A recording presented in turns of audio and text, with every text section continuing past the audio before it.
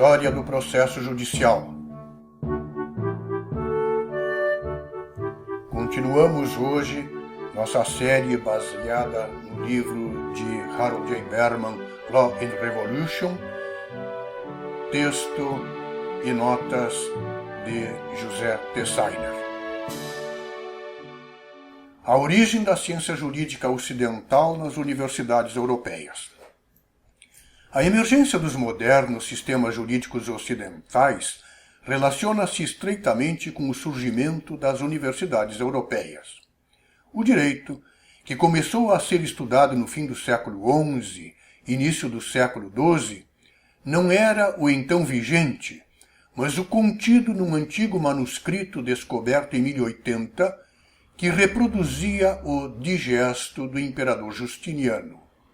A essa descoberta, dois outros ingredientes somaram-se para a criação da tradição jurídica ocidental: a escolástica, como método de análise, e o ambiente em que foi aplicada, a universidade. Dentre os estudiosos dos recém-descobertos textos do direito romano, destacou-se Irnerius, que passou a lecionar em Bolonha a partir de 1087.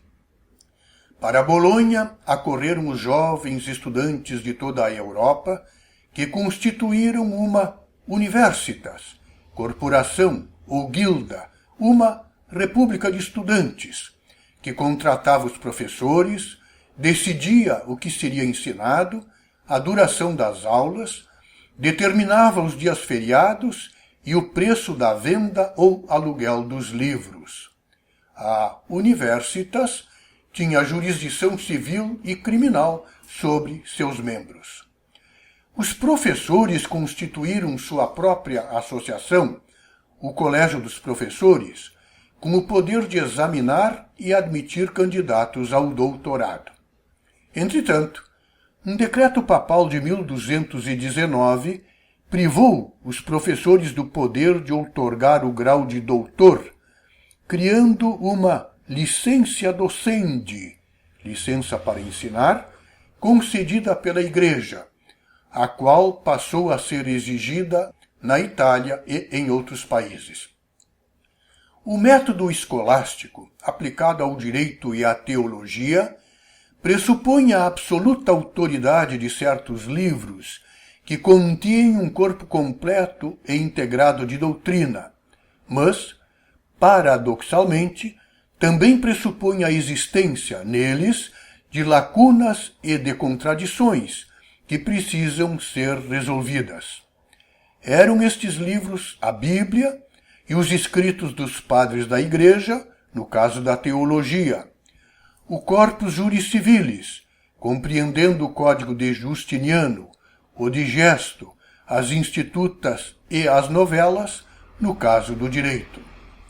O mais notável exemplo de aplicação da dialética na formação da ciência jurídica ocidental encontra-se, provavelmente, no grande tratado do monge bolonhês Graciano, escrito ao redor de 1140, caracteristicamente intitulado A Concordância dos Cânones Discordantes.